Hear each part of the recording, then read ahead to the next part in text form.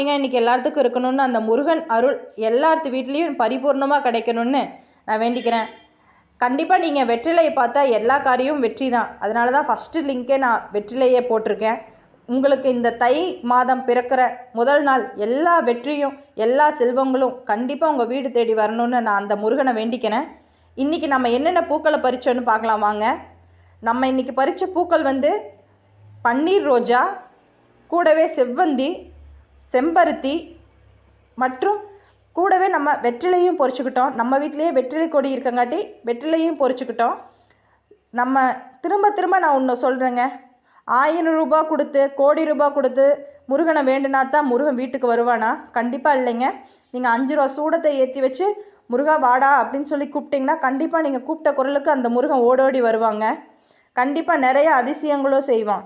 அவன் நிறையா சோதிப்பாங்க. அவன் சோதிக்கிறான்னு நினச்சி நீங்கள் அவனை கைவிட்டுறாதீங்க. கண்டிப்பாக அவன் உங்களை எங்கே கொண்டு போய் உச்சியில் கொண்டு போய் வச்சு உங்களை அழகு பார்க்கணுமோ அங்கே கொண்டு போய் வைப்பாங்க. முருகனை முற்றும் இருக பற்றிட்டீங்கன்னா விட்டுறாதீங்க. ஆமாங்க, இன்றைக்கி நம்ம கும்பிட்ட சாமி இப்படித்தாங்க இவ்வளோ அழகாக இருந்தார். கரெக்டாக 6 பன்னீர் ரோஜா கிடச்சிச்சு. அப்படியே அந்த 6 முகன வடிவாகவே இருந்துச்சு.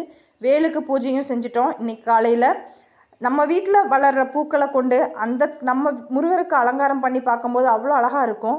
பூஜை அறையே ரொம்ப நிறைவாக இருக்கும். நான் என்னோடய சேனலில் நேற்று நாங்கள் பௌர்ணமி அன்னைக்கு பார்த்த தங்கத்தேர் தரிசனம், சிவன்மலை ஆண்டவனை பற்றின மற்றும் மேலும் பல தகவல்கள் இந்த வீடியோவில் நிறையா நான் உங்களுக்கு இன்றைக்கி அட்டாச் பண்ண போகிறேன். ஸோ நீங்கள் மறக்காமல் சப்ஸ்கிரைப் பண்ணிக்கோங்க. வரப்போகிற தேர் திருவிழாவை லைவாக பார்க்கலாம்.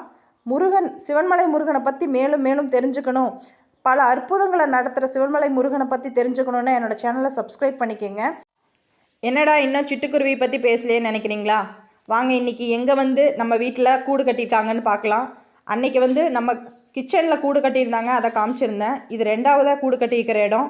நான் வீடியோ எடுக்கணும்னு நினச்சேன். கண்டிப்பாக அவங்களே வந்துட்டாங்க. இந்த வீடியோ கடைசியாக தான் அட்டாச் பண்ண முடிஞ்சிச்சு. ஏன்னா கடைசியாக எடுத்து முடிக்கும் போது தான் அவங்க வந்திருந்தாங்க. ஸோ இதில் அட்டாச் பண்ணியிருக்கேன், பார்த்துக்குங்க.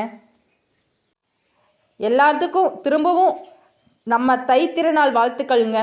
எல்லா செல்வங்களும் எல்லா வளங்களும் அந்த முருகன் அருளால் உங்கள் வீடு மட்டும் இல்லை, நீங்கள் செய்கிற தொழில் எல்லாம் மென்மேலும் இந்த குருவி கூடு கட்டுற போல் மென்மேலும் உங்கள் வாழ்க்கையில் உயர்ந்து வரணும்னு நான் அந்த முருகனை வேண்டிக்கிறேங்க.